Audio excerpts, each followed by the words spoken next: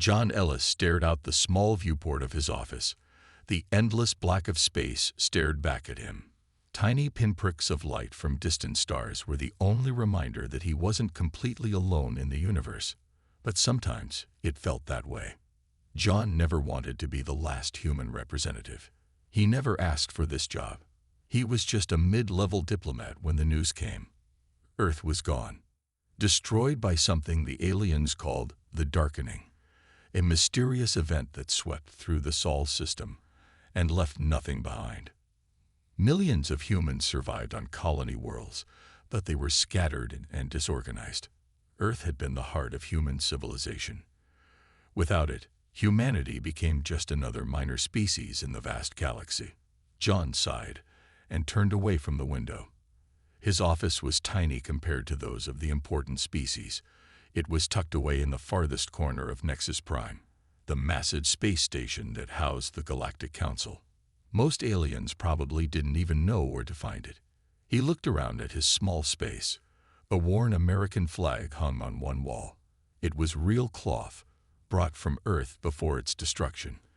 On his desk sat framed pictures of mountains, oceans, and forests, landscapes that no longer existed.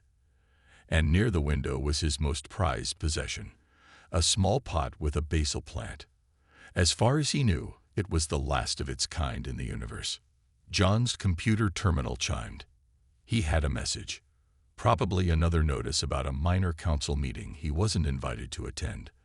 The big species, the Vraxon with their massive fleets, the crystalline Sanvor with their ancient technology, the ethereal Genda with their psychic powers, they made all the important decisions. Humans were just there as a courtesy.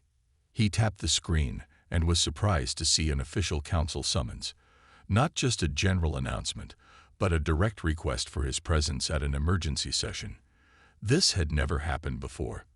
That's strange, John muttered to himself. He read the message again. Full attendance required. Emergency classification. Maximum security protocols. John straightened his uniform. The last official human diplomatic uniform in existence. The dark blue fabric was starting to wear thin at the elbows. No one made these anymore. He left his office and walked the long curved hallways of Nexus Prime. The station was huge, home to representatives from over 200 different species. John passed a group of Caltheri, their scaled bodies shimmering under the artificial lights. They nodded politely but didn't stop to talk. No one ever did. The main council chamber was at the heart of the station. John rarely had reason to go there. His usual meetings were in smaller rooms, discussing minor trade agreements or cultural exchange programs, the scraps thrown to lesser species. As he approached the chamber, John noticed something unusual. Representatives from all species were heading the same way. Even the normally aloof Genda were floating quickly toward the meeting, their translucent bodies glowing with what looked like concern. The massive doors of the council chamber were open. John entered and was immediately struck by the scale of the room. It was a huge amphitheater, with seating arranged in tiers. The most powerful species sat at the bottom, closest to the central speaking platform. As a human, John's place was near the top. He climbed the steps, nodding to other minor representatives as he passed. They all shared the same confused expression. None of them knew why they had been summoned. John took his seat just as the lights dimmed. Above them, the dome of the chamber became transparent, revealing the galaxy spinning slowly overhead. It was a dramatic effect usually reserved for the most important council sessions. Something was very wrong. John could feel it in the tense silence that fell over the gathered representatives. The High Counselor, Xanvor, moved to the central platform. The crystalline being towered over most species, facets glittering with internal light. When it spoke, the universal translators carried its words to every representative. "We have detected an anomaly approaching council space," Xanvor announced, its voice resonating through the chamber. Its signature matches the event that consumed the human homeworld. A wave of whispers swept through the council chamber. John felt his heart pound in his chest. For years, he had asked the council to investigate what happened to Earth. For years, They had ignored him. Humans were not important enough for such resources, they said. Now the same thing that destroyed his homeworld was coming for them. John leaned forward in his seat, straining to hear as Xanvor continued speaking. The crystalline being's voice echoed through the vast chamber. The anomaly defies our standard detection methods. It was only discovered when it consumed the uninhabited Taurus system 3 days ago. Images appeared in the air above the central platform. A star system vanishing into darkness. Not exploding, not changing, just gone. Exactly like what happened to Earth. The anomaly is moving at sublight speed toward the Merrick sector. At its current pace, it will reach populated worlds within 60 days. The chamber erupted in noise. Representatives shouted questions and demands. The powerful Vraxun delegation called for immediate military action. The agenda suggested mass evacuation. Smaller species begged for protection. John sat quietly, feeling a strange sense of bitter satisfaction. Now they understood what humanity had faced. Now they felt the fear that humans had lived with for years. Xanvor raised its crystalline arms for silence. The Science Directorate is analyzing all available data. Until we understand what we face, hasty actions may only worsen our situation. The meeting continued for hours. Various experts presented what little they knew. Military options were discussed and dismissed. No one knew how to fight something they couldn't understand. Throughout it all, John noticed he was being watched. An elderly Vendari scientist kept glancing in his direction. The Vendari were known for their long lives and deep knowledge of astrophysics. This one's skin had faded from the usual deep blue to a pale lavender, a sign of advanced age. When the council finally adjourned, most representatives hurried away to contact their homeworlds. John walked slowly toward the exit, lost in thought. The elderly Vendari approached him, moving with careful steps. "Human," the Vendari said, his translator making the words sound gentle. "I am Krell. I have studied the data from your world's destruction." John stopped and looked at the alien. Vendari were shorter than humans, with 4 arms and large eyes designed for seeing stellar phenomena. Krell's eyes blinked slowly as he studied John. "What do you want?" John asked cautiously. Few aliens ever spoke to him directly. "To share information," Krell said. He looked around and lowered his voice. "Not here. There are too many ears." John hesitated, then nodded. "My office." They walked together through the station's corridors. Other representatives hurried past, too busy with their own fears to notice the human and the Vendari.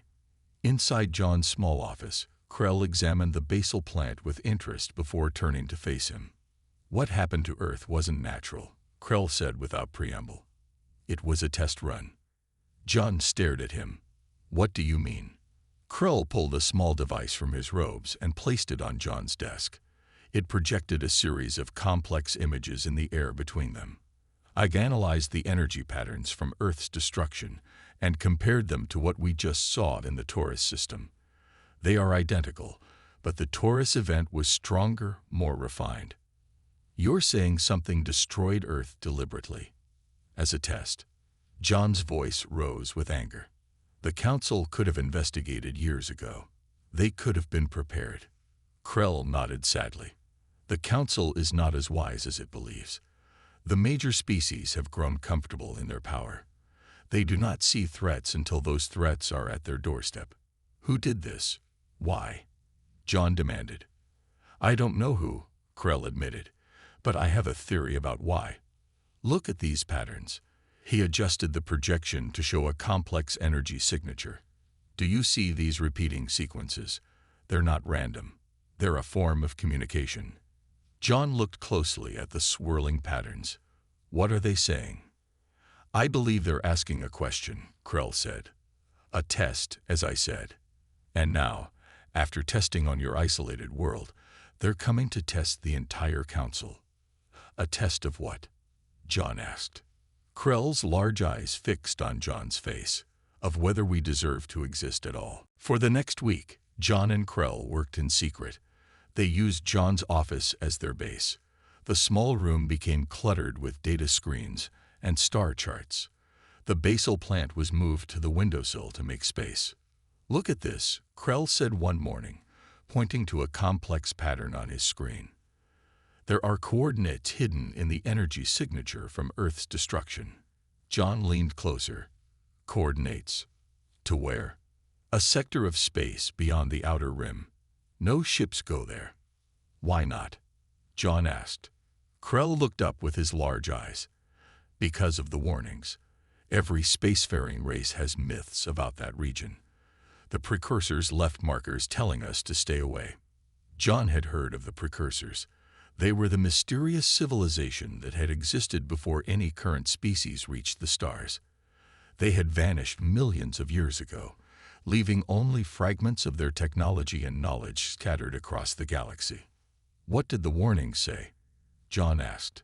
"They spoke of something called the unmaking, a force that recycles galactic civilizations when they grow too numerous or too fractured."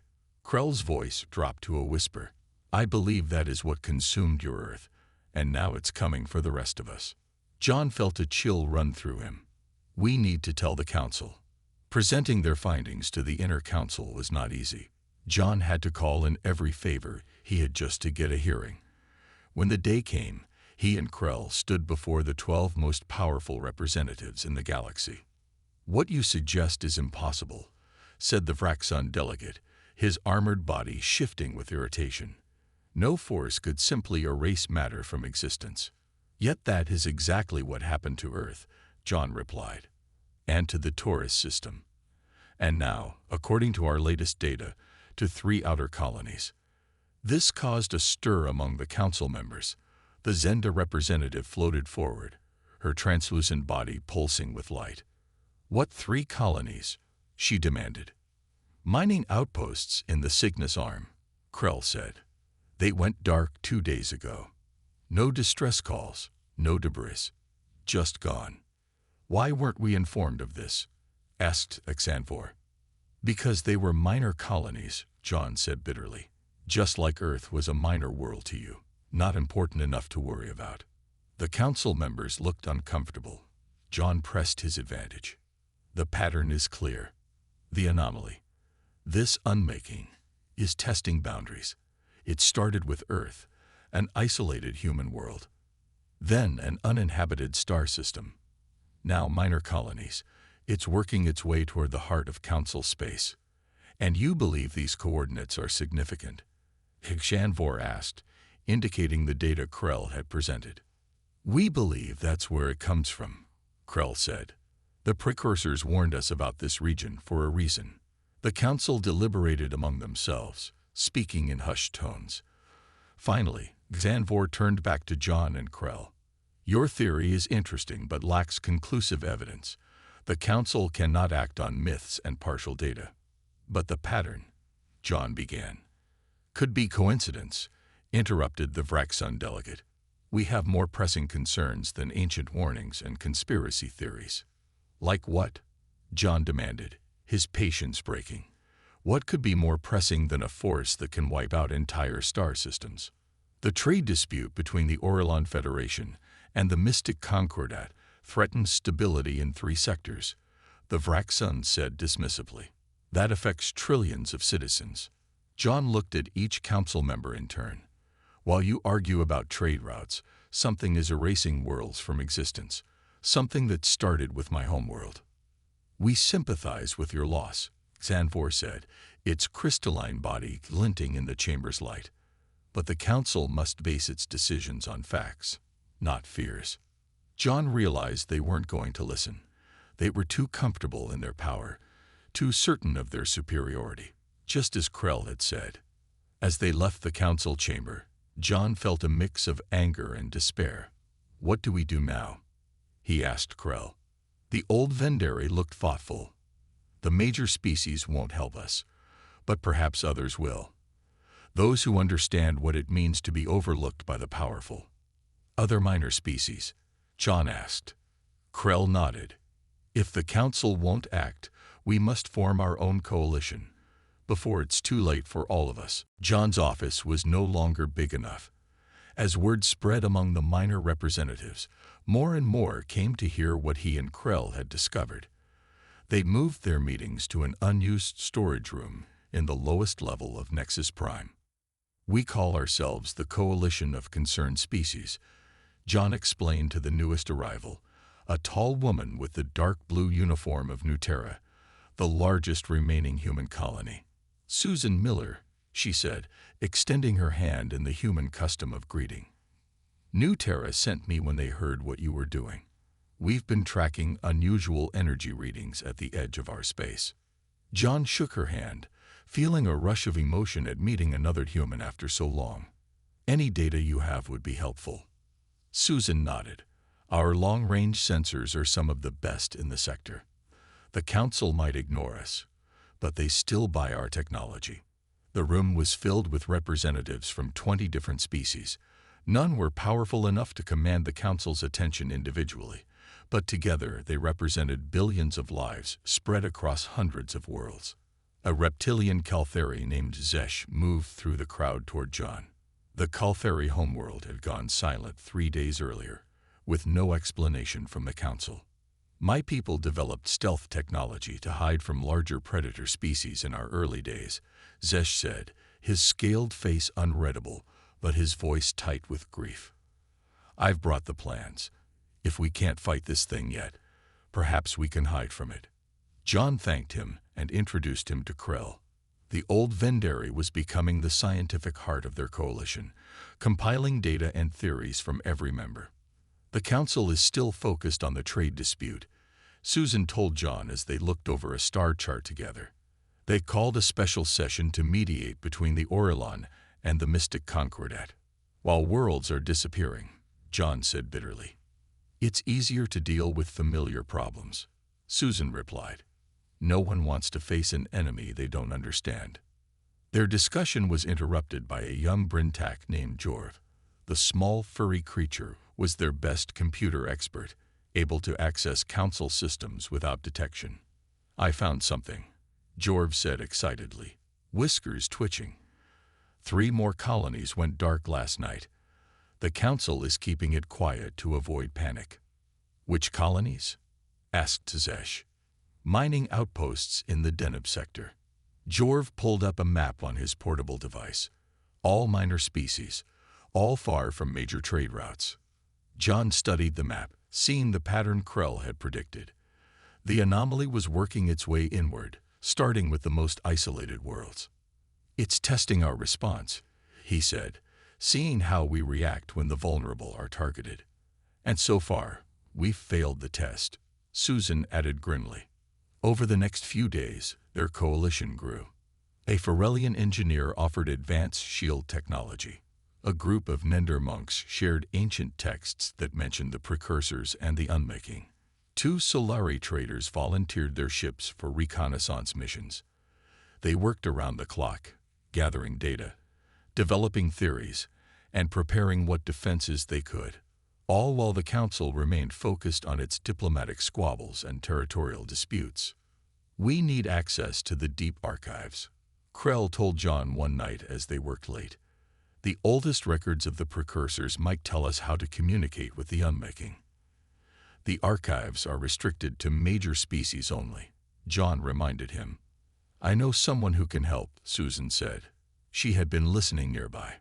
"A Zenda researcher named Laya. She disagrees with her government's approach to the crisis." "Can we trust her?" John asked. "She lost family on one of the outer colonies that disappeared," Susan replied. "She wants answers as much as we do." John looked around the room at their unlikely alliance.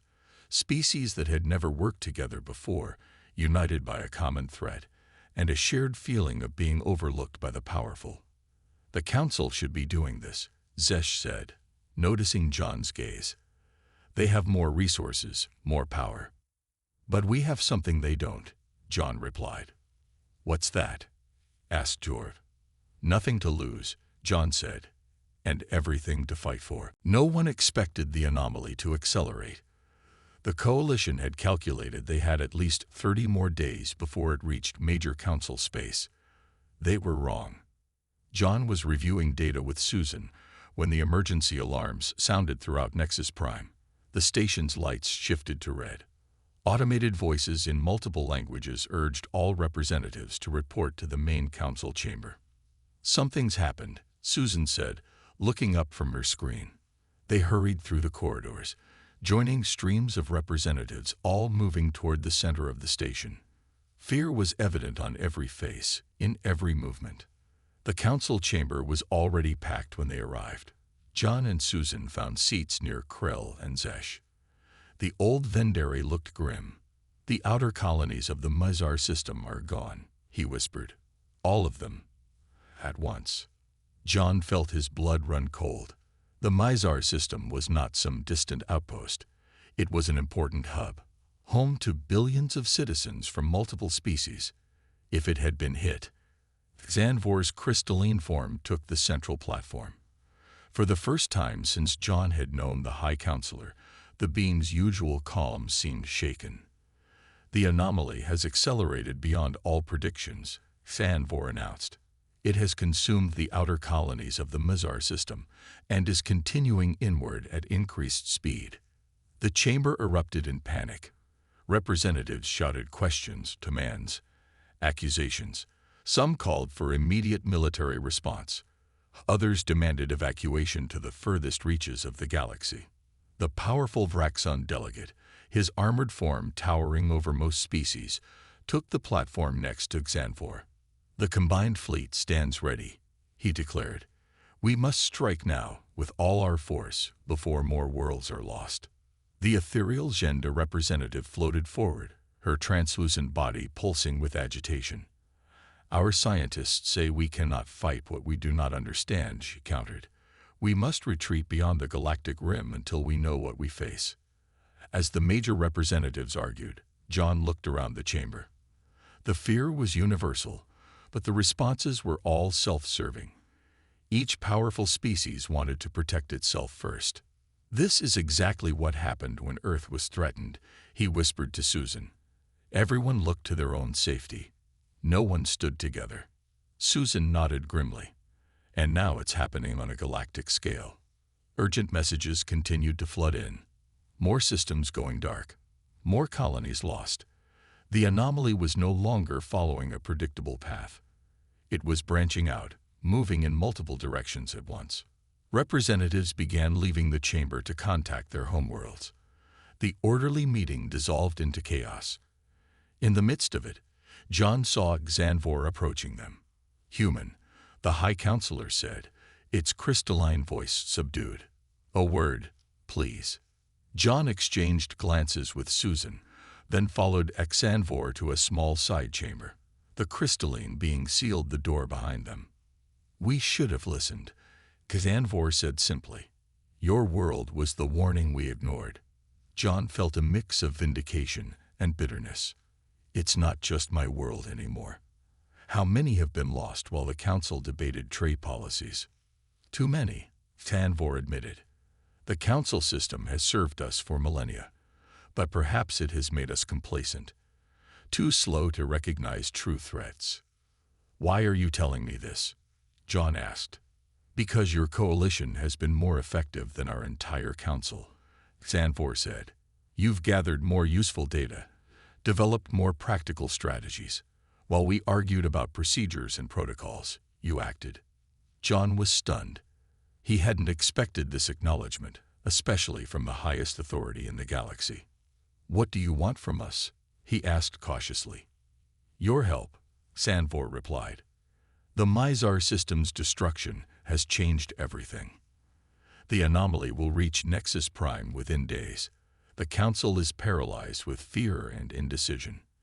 "And you think we can do better?" John asked. "I think you already have," Xanvor said. "Your coalition represents something the Council has forgotten. True cooperation across boundaries. It may be our only hope now." Outside the chamber, alarms continued to sound. The anomaly was coming, faster than anyone had predicted. And now, improbably, the last human representative found himself at the center of the galaxy's last stand. News of Xanvor's support spread quickly through the coalition. Their small storage room could no longer hold all the members, so they moved to one of the main conference chambers, Species that had once ignored them now sent representatives to listen. Krell stood before a large display showing the path of the anomaly. With the new data from the Council archives, we have confirmed our theory. This is not a natural event. It is a sentient boundary, what the precursors called the filter. A filter for what? Asked a newly arrived Orelon diplomat. For civilizations, John explained. The precursor records suggest they built this as a test. Only species worthy of continuing would survive. Worthy how? Demanded the Vraxun military commander. His species had finally sent someone to listen after 3 of their colony worlds went dark. Susan stepped forward. The precursors valued cooperation above all else. They believed the galaxy's resources should be shared, not competed for. The idea was met with skepticism from the major species representatives. They had built their power on competition and hierarchy. A human scientist named Frank Wilson, recently arrived from the Centauri colonies, raised his hand. I've analyzed the energy patterns of the anomaly. It doesn't just destroy, it evaluates. It's scanning our responses, our communications. Then what is it looking for? Asked Zesh. Signs that we can work together despite our differences, Krell said. The precursors wanted to ensure that only civilizations capable of true cooperation would inherit the galaxy. John looked around the room. Species that had been enemies for centuries sat together, united by fear. It wasn't genuine cooperation yet, just a temporary alliance against a common threat. If it's testing us, we're failing, he said bluntly. The Council's response has been to argue about who deserves protection first. The most powerful species are already preparing to abandon the outer colonies to save themselves. Uncomfortable silence fell over the room. Even within their coalition, there had been tensions between different groups. The irony is that humans might have held the key. Frank said, Earth history was full of examples of setting aside differences in the face of existential threats. Then teach us, said Laya, the Zenda researcher who had joined them. Her translucent form glowed with soft blue light. If human history has lessons that might save us, share them. John and the other humans exchanged glances. For so long, humans had been dismissed as primitive by the advanced species of the Council. Now they were being asked for guidance. The Council has spent millennia enforcing stability through hierarchy, John told the assembled representatives.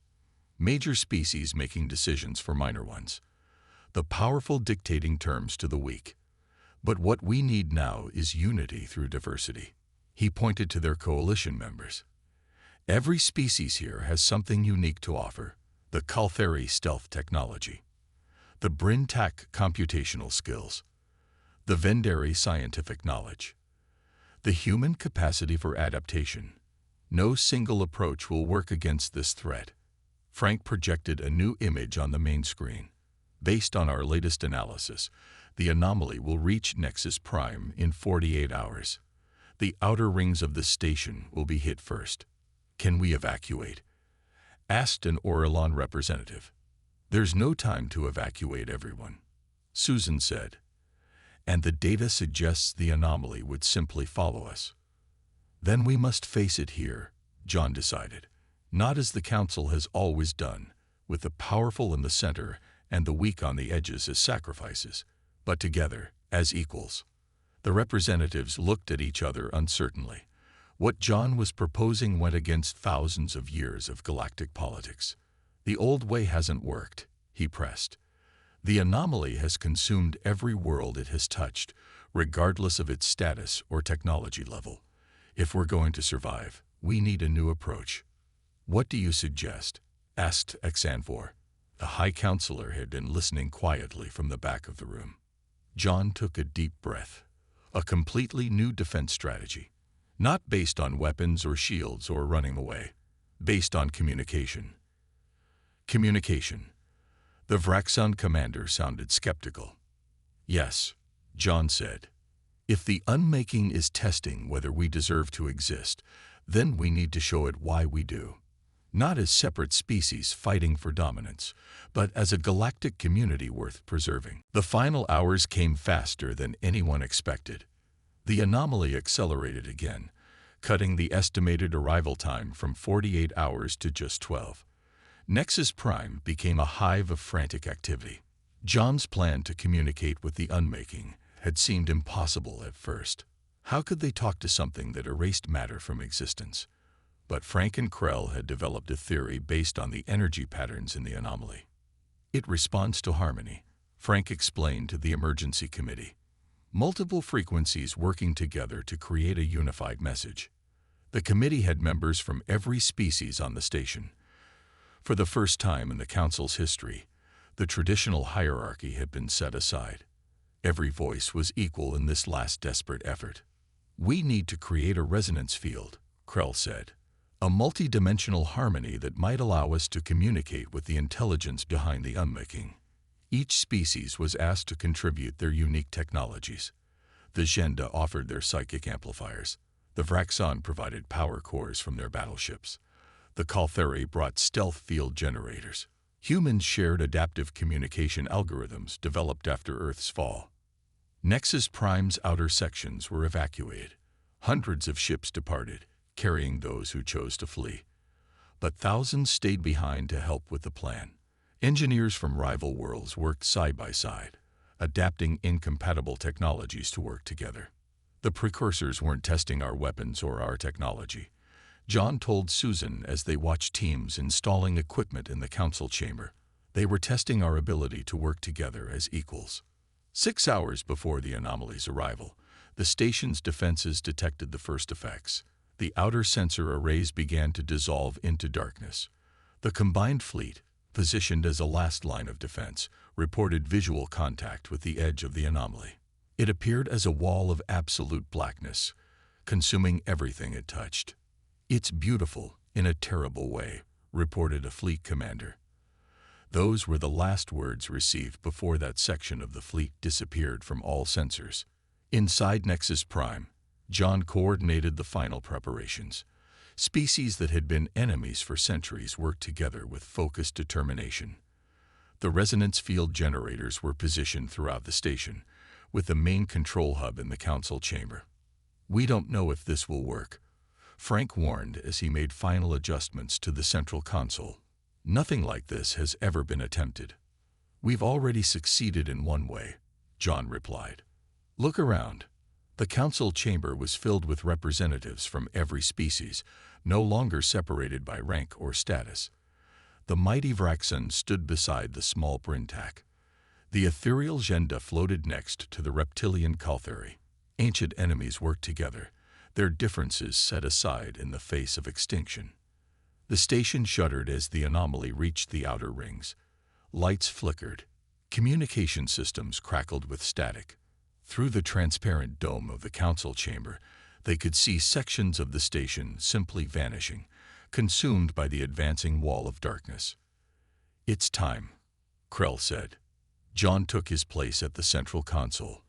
Representatives from each species stood at control stations positioned around the chamber. The plan was simple yet incredibly complex.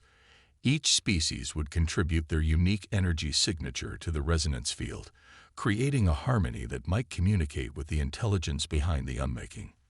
"Begin the sequence," John ordered. One by one, the representatives activated their systems.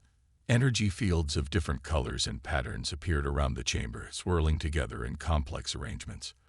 The technology of 100 worlds, never meant to work together, somehow finding harmony under the pressure of extinction.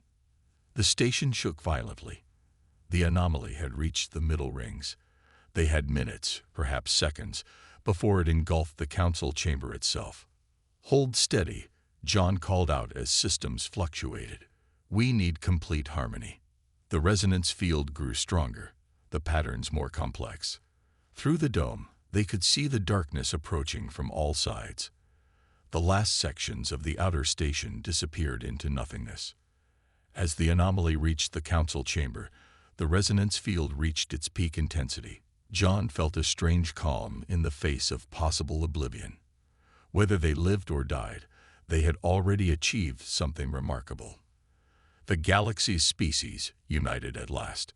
The darkness touched the dome and began to flow inward, But instead of the expected destruction, time seemed to stop. The advancing blackness paused. The resonance field pulsed once, twice, and then merged with the darkness. And something new entered the chamber, not physically, but as a presence felt by every mind present. The presence filled the council chamber, touching every mind at once. It wasn't a voice or an image. It was pure thought, ancient and powerful. It examined them, not just their physical forms, but their intentions, their histories, their potential. John felt his memories being sifted through, not invasively, but with curious attention. His childhood on Earth before its destruction. His years of lonely service as humanity's last representative. The formation of the coalition. The final desperate plan to communicate rather than fight. Around him, he could see others experiencing the same examination. Some fell to their knees. Others stood frozen in awe.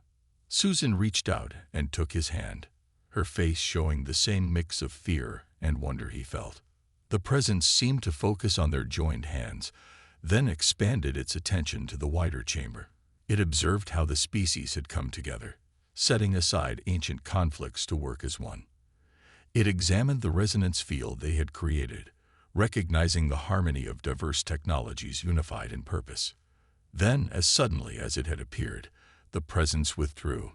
The anomaly, the wall of darkness that had consumed so many worlds, began to recede from the council chamber. Through the dome, they could see it pulling back from Nexus Prime entirely. For a moment, no one moved or spoke. Then systems throughout the station began to come back online. Sections that had been consumed by the darkness reappeared, altered but intact. The station itself seemed transformed, operating on principles beyond their current understanding. It accepted our message, Krell said in wonder. It judged us worthy. Not all of us, Frank said, looking at reports coming in from across the galaxy. Only Nexus Prime and the ships that stayed to help have been restored. The worlds that were consumed remain gone. John looked around the chamber. Representatives were embracing, weeping, celebrating their survival. But he felt the weight of those lost worlds, including his own Earth. Why? He asked. Why save us, but not the others? Susan squeezed his hand. Because we changed. We proved we could work together as equals when it mattered most. The others didn't get that chance. In the days that followed, the full extent of what had happened became clear. The unmaking had been a test, just as they had theorized. A filter created by the precursors to ensure that only civilizations capable of true cooperation would survive to inherit the galaxy. Nexus Prime had been transformed. The station now operated on principles beyond their current science, using energy systems that seemed to draw power directly from subspace. It was a gift from the precursors, or perhaps a starting point for the next phase of galactic evolution. The Galactic Council was reformed. The hierarchical tiers were abolished, with all species given equal voice regardless of their technological development or population size. John Ellis, once the ignored representative of a nearly extinct species, was chosen as the first chairperson of the new council. We were preserved not because we were the strongest or the most advanced, John told the assembly at the inauguration of the new council. We were preserved because, in our final moments, we remembered that diversity is not a weakness to be managed, but our greatest strength. He looked out at the faces of 100 different species, once separated by rank and power, now united as equals. Among them were the survivors of lost worlds, the last Kaltheri, the remaining Brintak, the scattered humans from colonial outposts. Humanity's final gift to the galaxy wasn't technology or military might, John continued. It was the reminder that unity doesn't require uniformity. That cooperation across differences is the true mark of an advanced civilization. Susan joined him at the podium, along with Krell, Frank, Zesh, and representatives from every species that had helped create the resonance field. We cannot bring back the worlds that were lost, John acknowledged. Earth, and many others, are gone forever. But we can honor their memory by building something new. A true galactic community where every voice matters, where cooperation replaces competition, where diversity is celebrated rather than merely tolerated. As John gazed out at the representatives of civilization reborn, he felt a bittersweet pride. Humanity might never regain its former numbers or rebuild Earth, but its legacy would shape the galaxy for eons to come. The last human at the Galactic Council had witnessed not just the end, but the beginning of something far greater.